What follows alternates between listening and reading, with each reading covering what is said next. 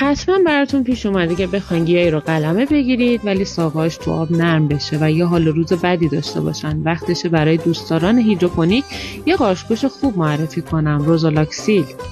همونطور که روی بسته‌بندی مشخصن مخصوص گیاهان هیدروپونیک و گلخانه‌هایی که به روش هیدروپونیک گیاهان و مرکباتشون رو نگهداری میکنن.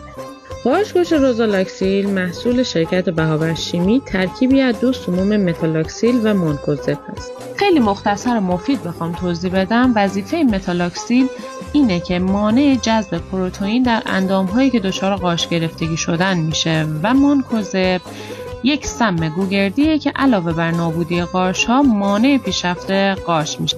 کافیه هر چند ماه یک بار 1 گرم از اون رو توی 1.5 لیتر آب مخلوط بکنید و به گیاهان هیدروپونیکتون بدین. همینطور گیاهی رو که میخواین قلمه بگیرید و بذارید تو آب باعث میشه دیگه پوسیدگی